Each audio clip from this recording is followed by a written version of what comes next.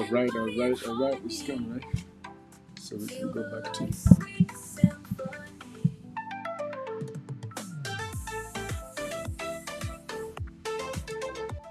All right, welcome back. We are back on the live. We fixed that audio issue, so we are right now back. All right, so moving forward, what are some of the other things that we're going to be talking about on this show? We're going to be talking also about how combining exercise with a healthy diet can actually lead to effective and long-lasting weight management, which is crucial for diabetes control. And then the fifth one we'll be talking about is... Yeah, I think we talked about this best type of exercise that work for you. So we're going to talk about things that you can do, you can personalize, plan that can help you enjoy exercise and do it more effectively. Definitely. All right, so we're going to start right off the bat. We're going to start right now. Yeah. So let's begin with the first one, how exercise acts like insulin, helping your body utilize or uses glucose more effectively. All right. So how does that happen? How do you even think exercise can help? So what happens is during exercise of all kinds, muscle contractions stimulate the movement of what we call glucose transporters, right? From inside the muscle cells to the cell membrane. So the glucose transporters buried inside the muscle cells, because of your exercise, they are stimulated and they come outside to the cell membrane, outside the cell. Mm-hmm. And when they do that, they tend to open the doorways. The membrane doors are open, which allows glucose to rush in from the bloodstream. So you have high blood glucose levels floating in your blood. Basically, that's what it means, right? And because of exercise, movements happen in the cell such that the cell membrane, the doors open for glucose to rush in from your blood. And so exercise in itself, by that way, is actually acting like insulin, because that's basically what insulin does. When insulin comes around, the channels are open for glucose to be absorbed into the cell.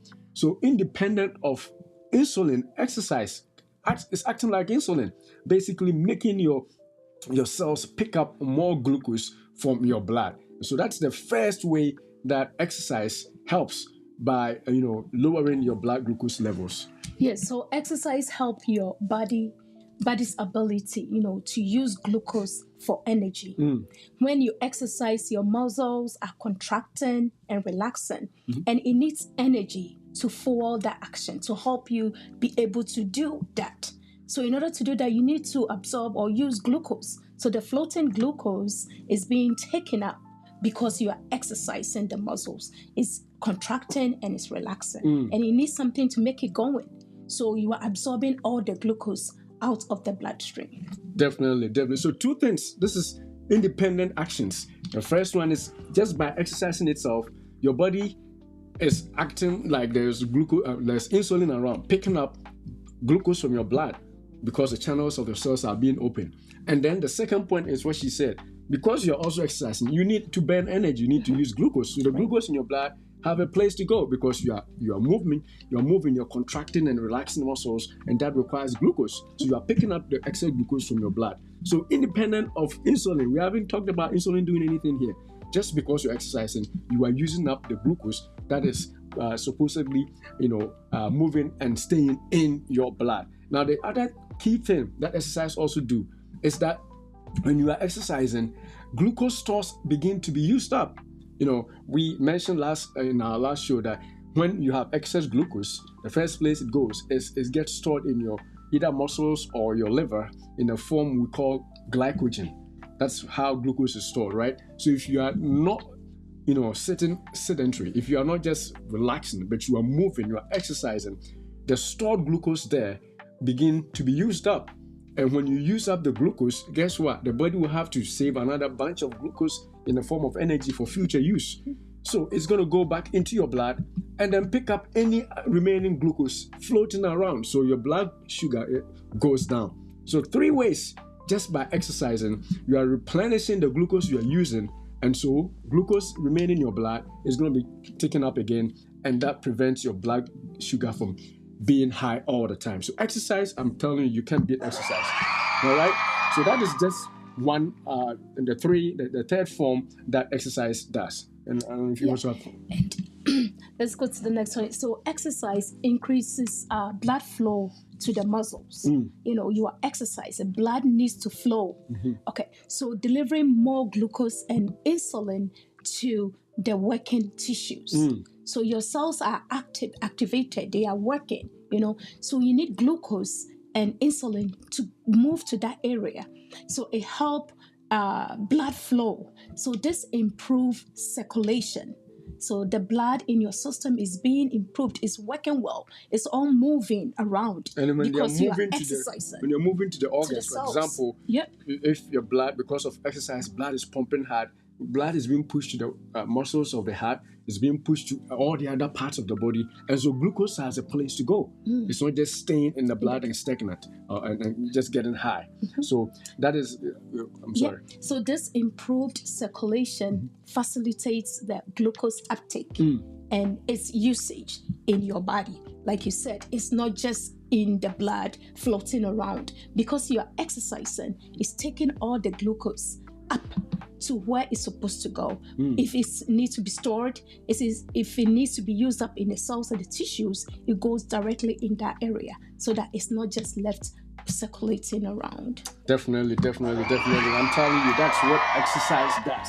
And that's just a few things. We're going to still keep going. Now, another thing that exercise do, which is this is the second major thing, apart from the glucose uptake and acting like insulin. The second major thing that exercise does is that it improves insulin sensitivity. So, regular exercises can make your body more sensitive to insulin. If you are using insulin, or your body is releasing insulin to pick up glucose, because you are exercising, your body becomes more sensitive to the insulin that you are either releasing or injecting. That's just apart from the fact that glucose is going to be picked up because of the exercise. This is a whole new ball game. So insulin is going to be what? Sensitive. Your body is going to be sensitive to your insulin. This means that less insulin is going to be needed to achieve the same low blood sugar that you intend for. So for example, say you were using insulin to, you needed, let me just make up a number. Maybe you needed 20 units of insulin with your meal, right? Because of exercise, you will find out that you may need less. Instead of 20, it may drop to as low as 10 or 15. Why? Because of exercise. Because now insulin works better. It's become more sensitive. Your body has become sensitized to the insulin that you're releasing just because of your exercise. Yes, so this is particularly beneficial for people with insulin resistance, where your body cells don't respond effectively to insulin. So sometimes when you get your medication, you get your insulin, pharmacists may advise you to do it with exercise. Most of the medications is, if you read the direction very closely, you realize that it says that with diet and exercise. So you have to exercise for the insulin that you are injecting to be more sensitive. Because if your cells are not responding to the insulin, then the doctor will keep increasing the dose. You have to go higher, because your cells are not responding to whatever you're giving it. So in order for your cells to be sensitive, or your muscles to be able to pick up the floating glucose, you have to exercise. You will never go wrong. You will never go wrong. Come on, man. Exercise is a friend. You will never go wrong with that. All right. So the next thing that exercise do, another major thing. So we have talked about two major things, right? The glucose uptake and then insulin sensitivity. Now the next one is that exercise, can protect your heart muscles. It's not just your heart. Basically, when you exercise and you are diabetic, if you've been diagnosed with diabetes, when you exercise, you stop or delay what we call diabetes complications or diabetic complications, where because of high amounts of sugar floating around, you damage your kidneys, you damage your nerves, you damage your eyes, you damage your a host of other important vital organs, right? Because of exercise, you slow the damage that occurs to all these things. Because of exercise, you definitely reduce the damage that you get to these things. And I'll have you explain so that we can in a see bit. that exercise strengthens the heart muscles. Yeah, so we are talking about exercise helping the heart disease, right? So it strengthens the heart to function properly because you're pumping blood into it, and you are building muscle in there. So it becomes strengthened, and it also improves blood circulation. I think I touched on this already. It also lowers your blood pressure and cholesterol levels because, as we've mentioned in the previous discussion, exercise increases what HDL, the good cholesterol. It increases it. So exercising also have a touch on your cholesterol levels. So these benefits reduce the risk of heart attacks. It reduces the risk of strokes and other cardiovascular problems, which are significantly more elevated in people with diabetes. My goodness, very, very elevated with people who are battling high blood sugar levels. Even if you are not diagnosed yet, pre-diabetics are also suffering from all these complications that affect them. And so exercising would slow them, if not completely even reverse them. I mean, we're going to tell you at the end what else to do to make sure that you are getting the full benefit. But right now, you can take it to the bank. As long as you got a good bank, right, and you cash it out, because it's going to happen. Your exercise is going to make sure that you do not damage your kidneys, you do not damage your heart, you do not damage your nerves, which are key things that affect diabetics or people with high blood sugar levels, which are not controlled. Definitely. All right. So exercise also reduces inflammation. Another key thing here now. Exercise also reduces inflammation. Now, inflammation, by inflammation, let's just be specific. Chronic low-grade inflammation leads to diabetes complications. Chronic low-grade, it's not, too big of a thing that anybody can pinpoint to. But if your blood sugar levels are high all the time, you have chronic low-grade inflammation that is all the time persistent, and that also contributes to all those complications that we listed above. But if you exercise, studies have shown that exercise is actually anti-inflammatory. It has anti-inflammatory effects that can help protect these damages that we have alluded to, such as on your blood vessels, your nerves, and then your organs, including even your eye, your eye vessels, and all those things that get damaged if your blood sugar levels are not controlled. Yeah, so sometimes we keep hearing that it's likely that you damage your nerves, right? If you regularly exercise, it can improve blood flow to the nerves, which is crucial for nerve health. So this can help prevent or slow the progression of neuropathy. Neuropathy basically being nerve pain. For those of you who have nerve pain before, you have seen it. Sometimes you have tingling and numbness of your extremities, your feet and your fingers, and some other parts of your body will be numb or tingly, or even with pain. And in severe cases, it leads to pain that needs medication to treat. If you are exercising, because, as she said, because of the blood flow that exercise does, it slows down the progression of these numbness and tingling, which is associated primarily with high blood sugar levels. So exercise, I don't know how else to promote it, but you can take it to the bank again. Exercise is all you need. And another thing is that also high blood sugar levels damage the small blood vessels in your kidneys, which I have also alluded to. And that leads to kidney disease.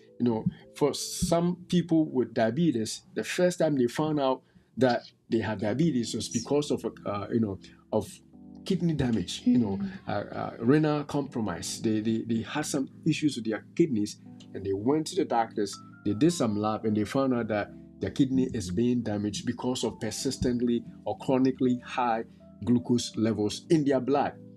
That is something you want to avoid. And exercise helps protect the function of the kidneys and reduce the risk of this damage that we are talking about. Wow. So the next thing that we want to talk about is weight management. And this is another huge benefit of exercise, apart from all those we have. Yeah, so I don't know. Sometimes some people talk about, my weight is on point. I don't need to lose any more weight. So I don't want to exercise. So like we are learning, exercise is not just for weight management. If your weight is at this point that you are there, you can still do exercise to maintain that weight. You don't do exercise just to lose weight. You have other benefits that comes from exercise. But we are talking about how you can use exercise to manage your weight. Because as we all know, obesity and overweight is a major risk factor for people with type 2 diabetes. It's likely that you are going to put on a little extra weight because you are diabetic. So you can use exercise to manage your weight. So exercise help with weight loss and maintenance. Like I said before, you can use that to maintain, because you don't want to keep adding on. Even if you are the optimum weight, you don't want to keep adding on. So you can use exercise to maintain the weight. And particularly when you combine it with healthy diet. Because sometimes you can exercise, and after exercise you feel so hungry that if you are not careful, you are going to mess up every weight that you've lost because you are so hungry you want to eat. So as you exercise, you have to combine it with healthy diet. Definitely. Come on, man. You have to combine it with a healthy diet. The other thing is that she mentioned two things that I also want to add something to. She said that exercise, if you are diabetic, you're already prone to, especially if you are on insulin, you are prone to being overweight or putting on more weight. So you're using insulin, you're going to get bigger. Insulin side effect is you gain weight, right? And then also, that's if you're already diabetic. Now, before you become diabetic too, if you gain weight, you're also at risk of getting diabetes. You see the connection? Yeah. So if exercise helps you lose and maintain weight, what do you wait for? You got to exercise. For those who are already diabetic, to reverse your diabetes, and those who don't want to be diabetic, you are pre-diabetic, you have a family history, but your weight is up there, exercise also reduces the incidence of you getting diabetes because of the fact that it reduces your weight, because weight gain or being obese is a risk factor for type 2 diabetes. And of course, adding to all those other benefits of exercise that we have mentioned, they're all going to help you be good in terms of staying away from diabetes or reversing diabetes. The other thing is exercise improves overall metabolic health by positively influencing various factors such as insulin sensitivity, blood lipids, cholesterol, as we have mentioned, and also even your blood pressure. Exercise will help you manage all those things. And all these things work together to reduce diabetes-related complications. And that's a gist of what we have already gone into details for. So now let's move to another area. Yes, so we discussed the best type of exercise. The best types of exercise, for right? diabetes. The personalized plan and removing barriers. Okay, let's move on then.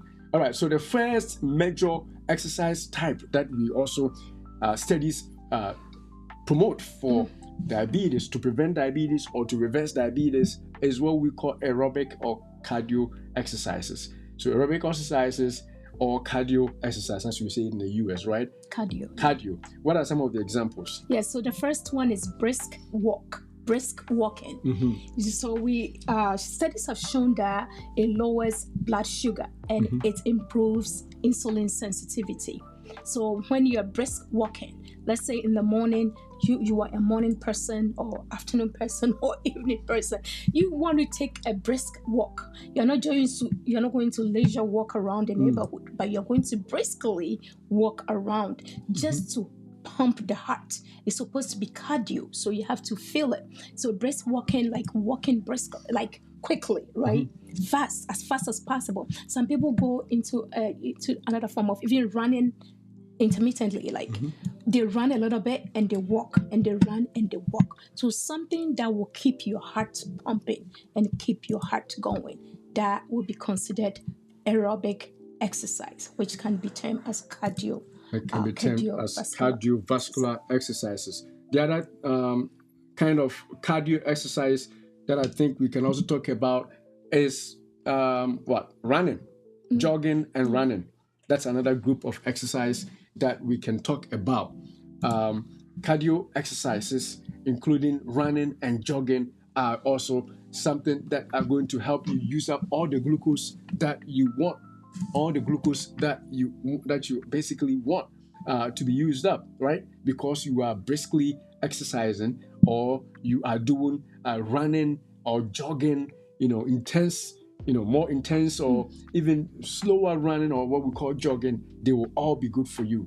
They lead to glucose use in such great amounts that will definitely reduce your blood glucose level. It's important also to build up gradually to avoid injury. You don't just start one day and run a marathon when you haven't running even 50, when you have not run 50 yards before. So that's something that we have to be careful about. Yeah, so another point is cycling, which is an excellent form of cardiovascular health, cardiovascular exercise. So it's help, to control your glucose level. Because you're cycling, you're using all the energy to cycle. Some people have this at their basement, some people have the machine at home. That is a good way to do aerobic exercise.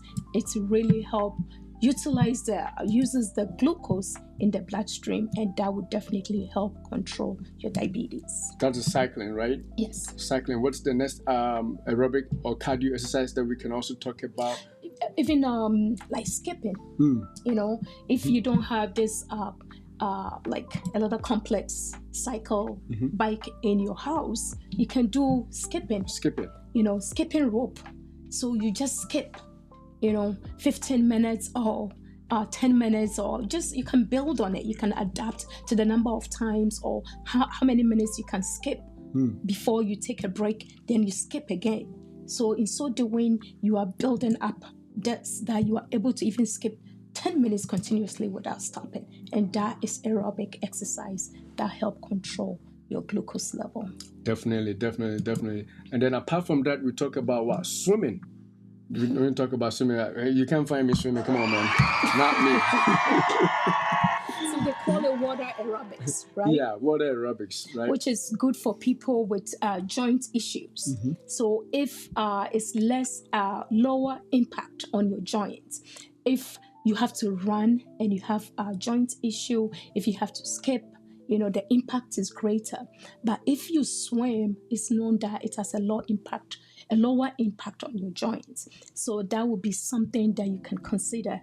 In the water, you are able to go in and out if you are a swimmer, and that would definitely help improve your blood sugar. Definitely. That's which one was that? That was swimming? Yes. All right. Now, what's the next one? The next one that we can talk about. So those are just the examples of cardio exercises. Yeah, there's aerobic. more, but there's another group of exercises that will help reverse your diabetes or decrease your blood sugar levels, and that is what we call the resistant training. And that is another good way to basically, let me show this also on the other channel. You want to start with that one? Yeah, so we have the weight lifting. That's right? the first one example, weight, right? Lifting. So you can buy weight, you can get weight in almost all the pharmacies around. You can start with 5 or 10, 15, 20, or you can buy the whole set in the big stores around. They sell the weight. Instead of going shopping and buying the clothing and the food, you can invest in weight. So you buy this weight and you let it be part of your morning exercise. So you are going to use this weight to build muscles, and using the weight, and you are building up slowly. You can start with 5 and you use it, you go 10, 5 is 15. too small. Come on. Oh, 5 no. is too small. The women, we don't want to be muscular, so we will start a little lower and go slowly up, So it builds muscles, which is crucial for glucose disposal. And it also improves insulin sensitivity in the long term. It improves insulin sensitivity in the long term. That is resistant training using weight. You can also use your body weight. You can use your body weight. Those of you who are watching from YouTube, or you could actually see people using their body weight, whether they are climbing up or they are push up. There's a lady which is pushing up, who is pushing up. That is using the weight that you have on top of your arms, and basically doing that resistant exercise. And all those, there's more, including squats. I mentioned push-outs, and then what? Push-ups, and then lunges. All those are resistant forms of exercises that you can use to harness effective strength building as well as blood sugar control. That's the key. The goal is not just to be strong like I am, but you want to also control your blood sugar levels. Come on, man. All right.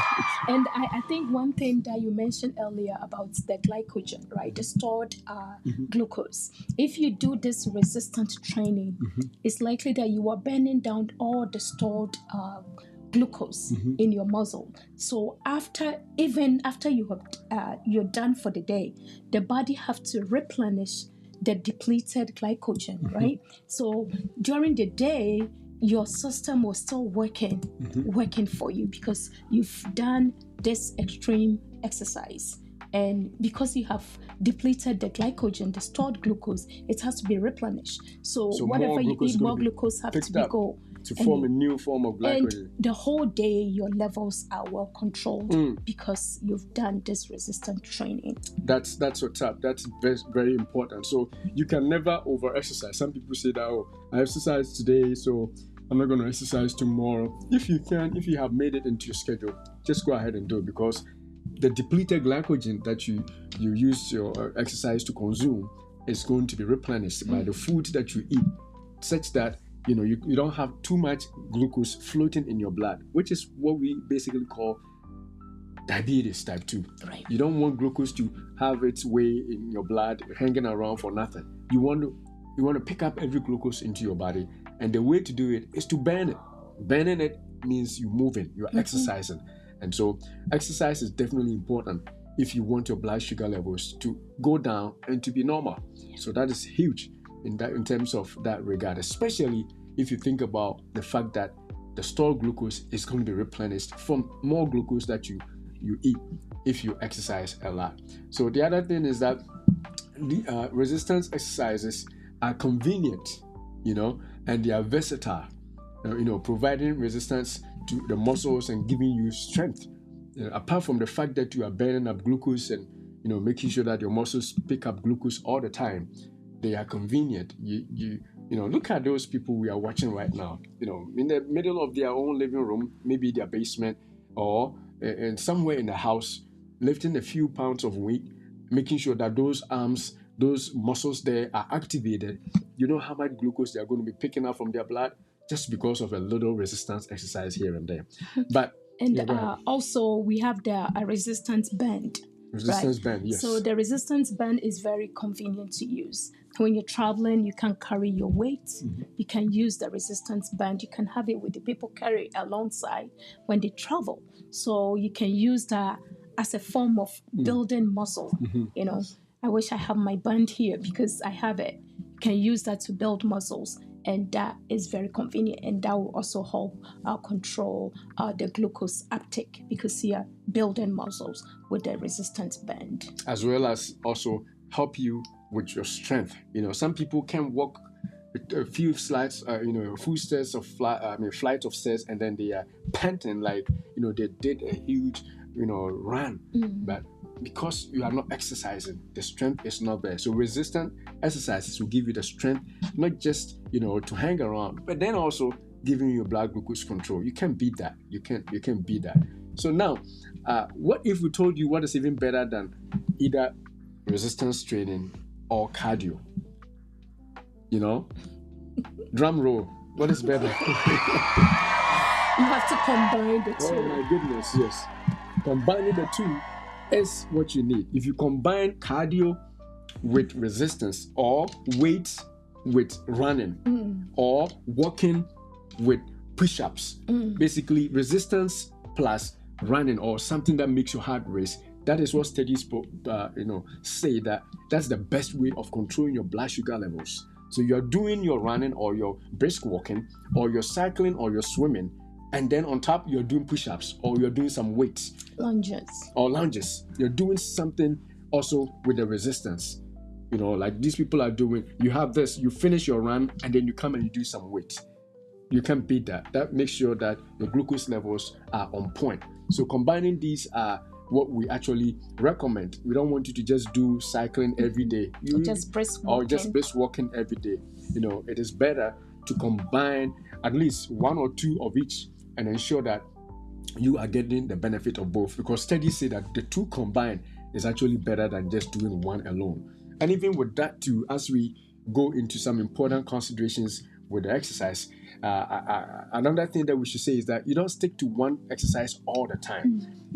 So that, for example, you do cycling. You can't do cycling every morning. You are going to put wear and tear on your knees, because everyday cycling, your knees are not going to be able to handle that pressure. So you do cycling today, maybe tomorrow. Cycling is aerobic or cardio, right? Tomorrow you do something else. You swim. If you can't swim, maybe you do something else. Brisk walking, just to give your knees that kind of a break.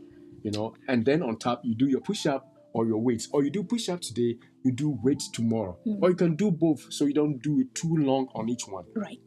So that is. So like if you have 30 minutes a day, you can do 15 minutes aerobic and 15 minutes resistance. So together is 30 minutes, and you're done for the day. And then the other key consideration to make or to take into account when you are exercising is you want to be consistent. I can't stress this enough. We say this almost every video that we mention exercise. If you exercise once a month, yes, you are doing good. You are doing something. But once a month consistency won't cut it. Come on, man. Once a month consistency will not cut it. So what you want to aim for is more frequent but consistent. It could be even 20 minutes a day. But if you do it every day, over time, it will add up. So the key is consistency. And studies actually recommend a total of 150 minutes per week for your exercise. 150 minutes per week. So I'll give or take 2.5 hours.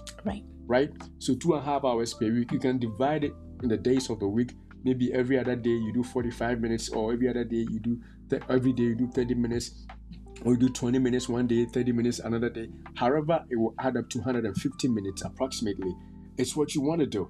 So when you do that, then obviously you are going to reap all the benefits, especially when you are doing these exercises that we have mentioned. Your cardio, and your resistance training combined. You are definitely going to reverse your blood sugar levels. You are definitely going to do something better for your sugar. So that is the key. The first key is consistency and making it regular enough, and using up 150 minutes per week. 150 minutes per week. Yeah, so studies have shown that you cannot just, like you're talking about once a month, right? You wait for once a while, you just do 2 hours or 3 hours intensive workouts. Then you stop for 3 weeks, 4 weeks, then you go back again. That is not effective. It's not. There should be consistency. So like if you're doing 30 minutes a day, like you said, you just do 30 minutes a day. You just don't put it off too long, then you go back at it and you become so intense, because you feel like you've lost all those days, so you want to make it up for. Then you stay in the gym for 3 hours, 4 hours, then you go home and you forget about it. That is not what we are recommending. We are talking about consistency, building that into your schedule. I just admire people that has built up this workout into their schedule, such that they know that after work they go to the gym before they go home. Some people bring their gym clothes in their cars. And I envy them. I'm like, wow, I wish I could do that. When you're coming to work, you feel exhausted. You want to crash when you come home. But people go from work to gym. And these are people who know the benefits. Because trust me, if you don't know the benefits, you'll be like, oh, come on, man. What am I waiting for? And sometimes too, if we don't understand the importance of our gym, we tend to judge people that are trying to stay active, because we don't understand the importance of it. So people are like, look at this skinny bitch, right? They just want it, they don't, what do they need to lose again? What's their worries? But they are that way because they've been doing it all the time. Because they've been consistent, So if you know the importance of exercise, you tend to build it up as a part of your schedule. You don't throw it somewhere and do your own thing. It's very important that we consider that. Definitely. You don't want to throw it down in any way like that. Now, the other thing about exercise that we have to also hit on is it has to be individualized. Exercises are better, are better than when they are suited to you. So the best exercises are those that you actually enjoy and can stick to. Now we can talk about all those kinds of exercises, but if you are the person that you can run, it doesn't mean because we say we should run, you should run. Or you can walk, it doesn't mean you should walk.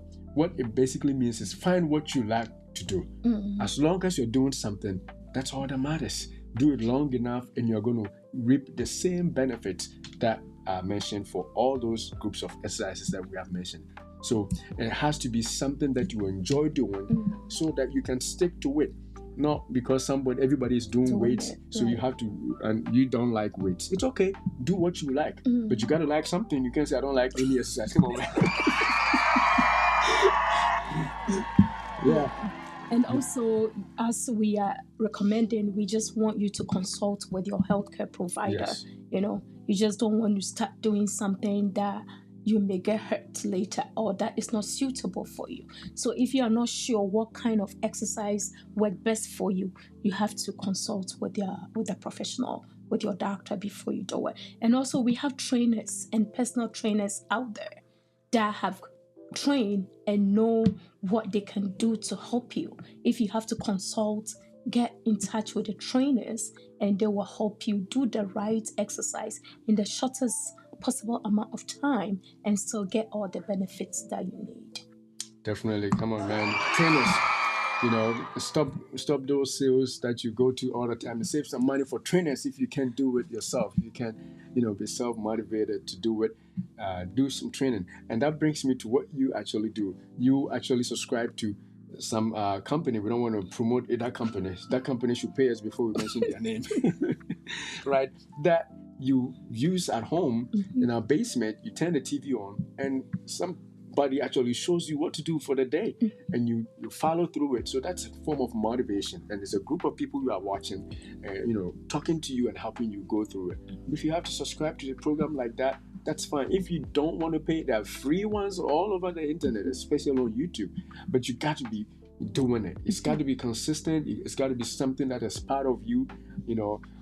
People must be able to tell, oh, this person is exercising, but no, I shouldn't bother her or I shouldn't bother him. But it shouldn't be like it's none of the things you do and then once in a while, oh, because you heard somebody talk about it, you go do it. No, you got to work it out into your own schedule, especially if you want to reverse high blood sugar levels, especially if you have hypertension. But as she said, before you begin any exercise, talk to your doctor, especially if you have not been exercising. Make sure that before you start, you consult your doctor. And with the program, we have beginners, we have the moderators, the moderate level, and the high intensity and the advanced. So you start gradually, then you graduate to the more intense workout. So if you are a starter or you are a beginner, you don't want to start with a 20 weight, because you feel like you just want to do something. You wake up the next day and your whole body is a mess. So you start slowly and slowly you graduate to the higher levels. All right, so that's a progression. Yes, right? So that you avoid injury and you can maximize the benefits as you do it. And sometimes even when you have done the same, and this is from my personal experience, if I've used the same weight over a long period and I stop for a long time and I go back to that weight, your body thinks it's new. You can't say that, oh, I used to bench 50, so I'm going straight to 50. No, you're going to get hurt. You got to start slow and then work your way up to where you used to be. So it's definitely important that we don't want you to hurt yourself and say that, oh, those guys, I watched them and I got hurt. No, please don't do that. We just want you to do it a safe way. And the other thing is, we want to make a caution here.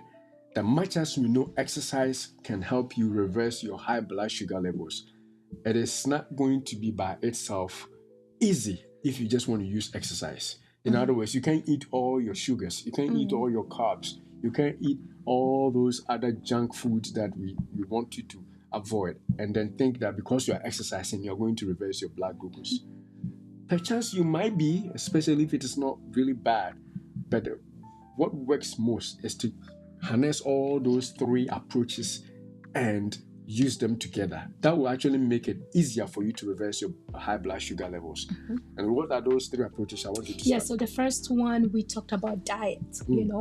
We went through all the different kinds of foods that will help you reverse your diabetes. The ones that you have to do away with and the ones that you have to include in your diet.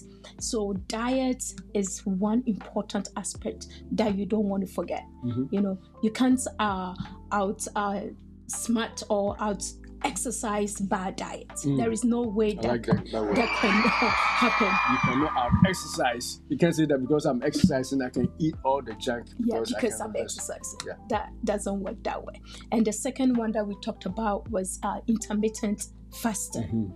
That's another way of approach that you can use to control the amount of food that you consume or the amount of calorie that you put in your system daily. So intermittently, you fast like periodically throughout the day. We talked about 16 and 8, right? We talk about 10 and 14. However you want to break up your fasting. You just don't want to eat every day and every time and wanting to reverse your diabetes. There are times that you have to stop eating, and we also caution you that if you are taking some medication that you need to eat, you have to consult with your doctor before you do intermittent fasting. And the last one that we are talking about right now is the exercise. That's the exercise. So if you put all three together, you watch the diet, the diet that you have to be eating.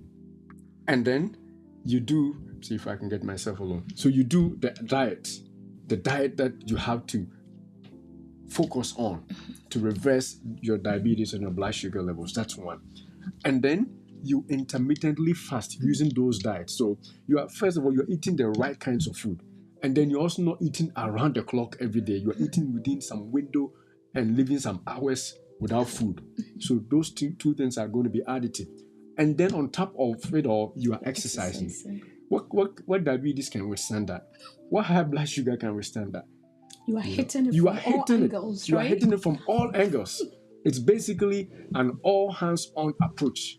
It doesn't matter how long your diabetes have been. We used to think that if you have had diabetes for more than 5 years, you cannot reverse it. No, the studies are saying otherwise. If you can really go hard on your carbohydrates, avoid them. Avoid carbohydrates and your processed foods. And then on top of that, you do your intermittent fasting, which means you're not eating from 7 to 7 every day. You are eating within maybe 8-hour window. And then on top of it, you are also exercising. What diabetes is so tough that it's going to continue?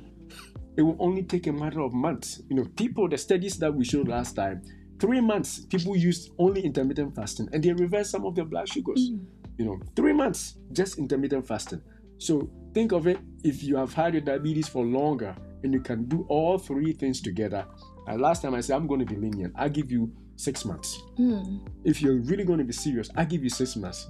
You can reverse your blood sugar levels. And I know a lady who actually is a member of this channel who has been watching us, who personally reached out to me that she actually decreased her A1C levels all the way to 5 from however high it was, and she was thinking of even stopping her medication because she made the right choices. And you can do the same thing, no matter how long it's been. So there's hope out there.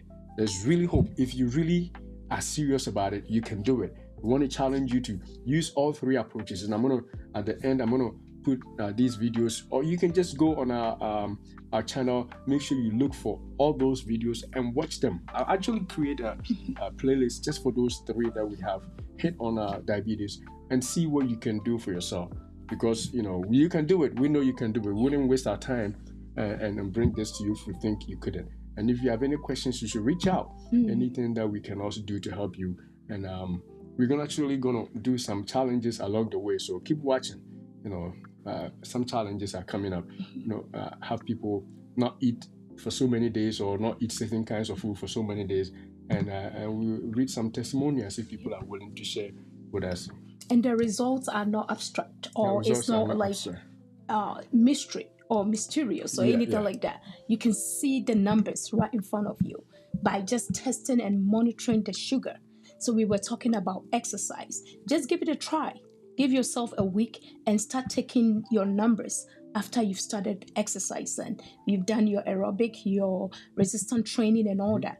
After that, take the sugar level. You know, we have some machines available now that you can easily see the numbers.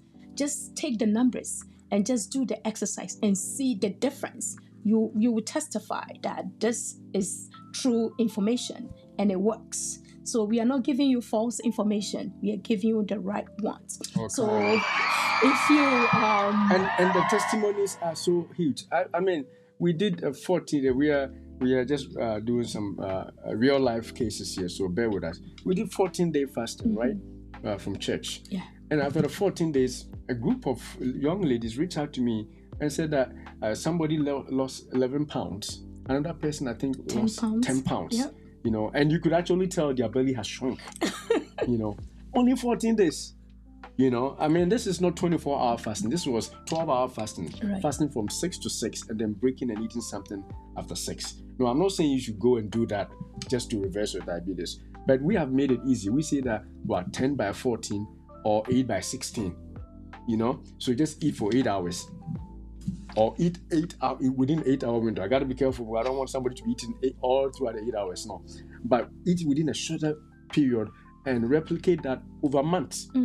You're going to lose that belly fat, and eventually your blood sugars are going to go down. Because as you keep doing it, the glycogen stores, the fat stores that are in your liver, in your muscles, in your body, on your arteries, on your heart, they are going to begin to be broken down for energy. And in the beginning, it's hard, but along the 14 days, at some point, I wasn't even feeling like I'm hungry, because your body has turned onto the fat stores and the glycogen and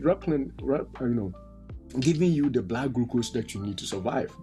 And so if you don't reverse your diabetes, then it's your own choice, you know, especially after these 3 episodes that we have shown you: reversing with food or diet, reversing with intermittent fasting, and today reversing with exercise. And if we think about any other thing you can add on top, you know, to these 3, we will do it. You know, we talked about avocado last time, which is another good food you could use. We're going to actually hit on some individual foods that we want to point to you so you can use to help you as you change your diet. But definitely, I'm challenging. We both agree that the testimonies are there. Right now, those of you who know me, I lost weight, and even right, just this 14 days, I could tell myself, you know. And if I was doing it for health, imagine how much blood glucose would have come down, you know. But if you are not doing anything about it, and you just want to depend on, you know, the quick fixes, then it's not going to help out. And keep taking your medications. I'm not saying keep taking your medications until your doctor sees that you have done so much that without the medicine, you don't, really need it. And if you can sustain that lifestyle change, that's when we begin to talk about, okay, stop all the medications, because you are consistently fasting or doing an intermittent fasting. You're consistently eating the right foods. You're consistently doing an exercise. So there's no point. But if it's only 1 month, they can say stop your metformin. They will keep you still taking your metformin because they don't know what you are going to do within the next few days. So definitely, let's keep at it. And I challenge you. If you are watching, you're diabetic, you have hypertension, you have high cholesterol or any of those things, or pre-diabetic, not even diabetic here. I challenge you, follow these things and let us know what happens in the comments, because we really want to see how people do so that we can encourage others. Like the lady that told me their A1C is 5. It's 5. They were diabetic. So, to be diabetic, it has to be over 6.5 or 7. Yeah. And they decrease it all the way to 5 with minimal lifestyle changes. So you can do it. You can do it. Yeah. All right. So did you find this information helpful? Give this video a thumbs up and subscribe to Dr. Oteng for more life-changing health advice. Definitely. And if you watch in any other channel, follow Some channels you have to follow. There's no subscribe. Hit the follow and hit the thumbs up or love or like, and let's share the video also with other folks, especially friends and family who may also benefit. You may not be diabetic, you may not have any of these things, but let's share so that we can empower each other for a good health all the time. And with that being said, I think we've come to the end of the show, and make sure you hit us up on the comment section with your questions and all those contributions that you usually do. And we will close by saying, Beloved, we wish above all things that you prosper and be in health, even as your soul prospers. Thanks for watching. You. God bless.